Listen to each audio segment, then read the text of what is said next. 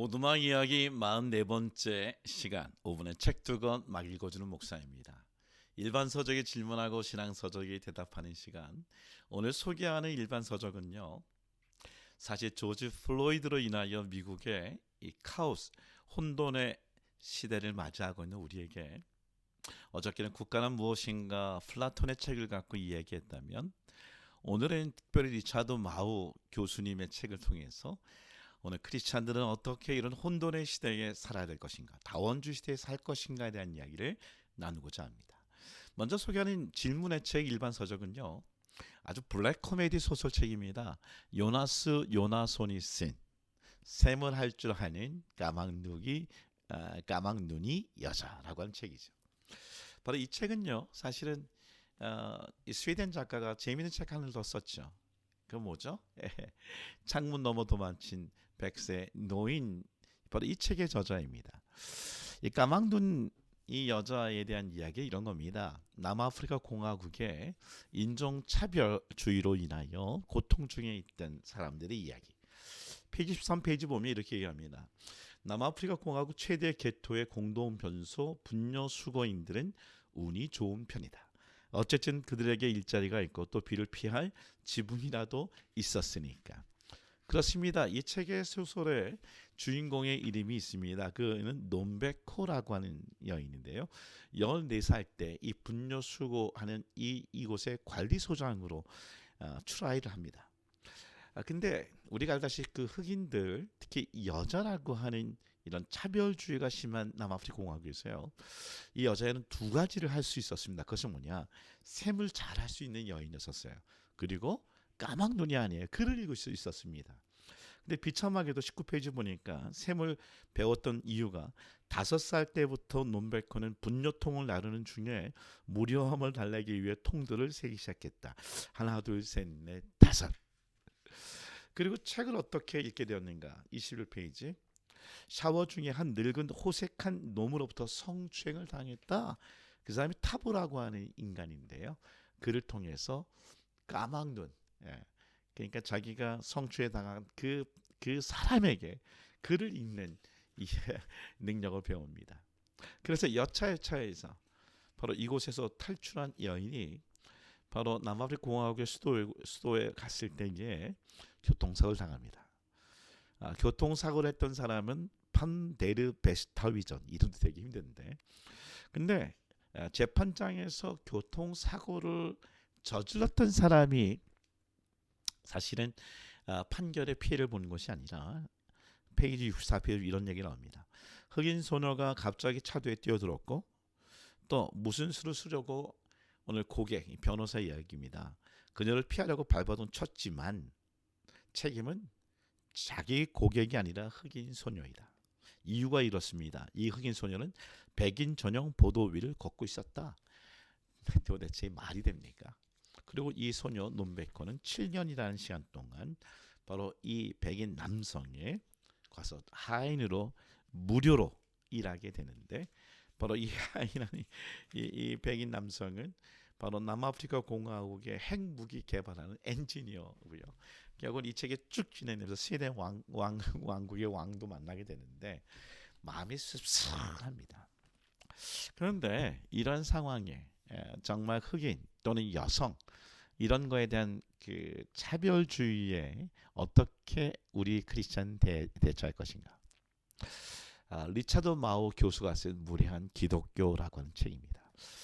제가 플러 신학대학에서 91년 이때에 메스터 과정에 그때 총장으로 계셨던 바로 리차드 마우 총장이신데요. 언커먼이라고 하는 아주 무례한 기독교라고 하는 책을 쓴 분인데, 이 책에 참 좋은 이 내용들이 많이 있습니다.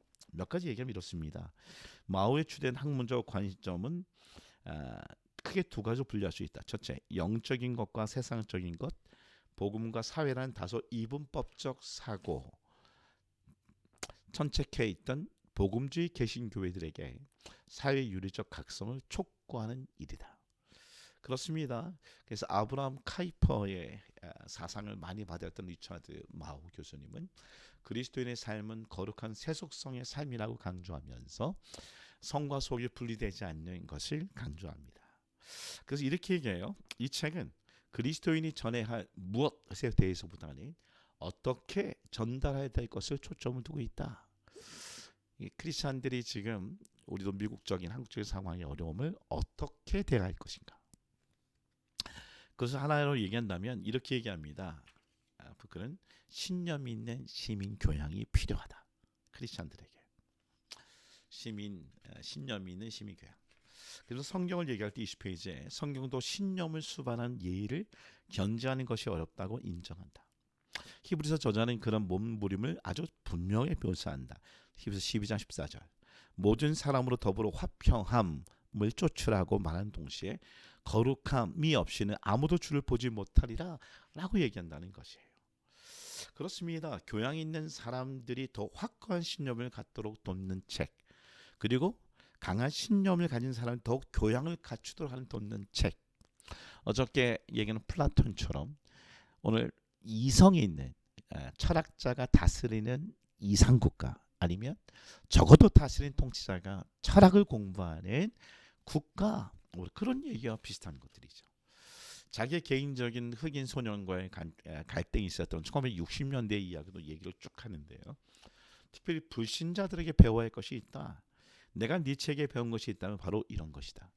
그래서 쭉 그 불신자들이 갖고 있는 사고를 통해 성경을 다시 바라보는 것을 얘기합니다. 또는 비그리스도인은 17페이지 때로 우리가 성경적 관점에서 보며 간구할 것을 보도록 도와준다. 예를 들면 나와 마르크스주의자들 사이에는 공통점이 거의 없다.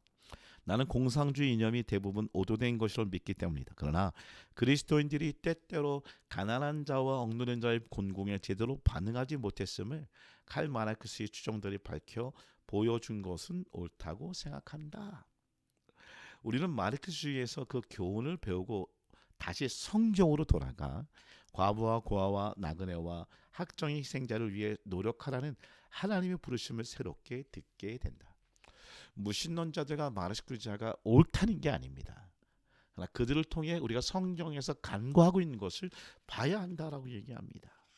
그러면서 아주 중요한 얘기를 해요. 그것은 뭐냐? 페이지 185페이지에 존 스타트가 갖고 있는 사고를 얘기합니다.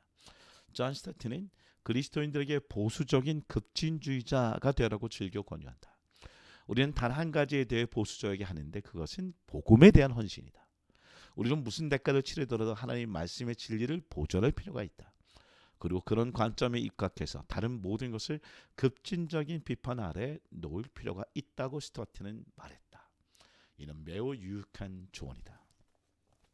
저도 개인적으로 성결교라고 하는 어떤 복음주의, 보수주의 입장의 목사들로 태어났습니다.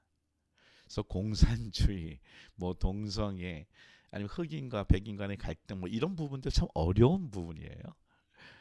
굉장히 복음적인 보수 입장의 스탠스를 취하고 있던 저였습니다.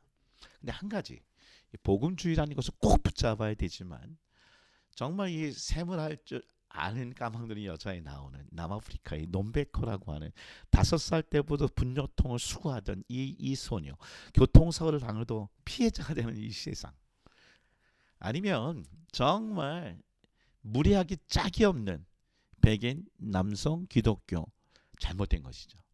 이런 사고가 아니라 정말 성경에서 얘기하는 복음주의 입장 갖고 있지만 성과 속에 다시 거룩하게 살아가는 그리스도인, 아주 예절이 있는 그리스도인, 그런 시대 우리가 선택할 수 있습니다.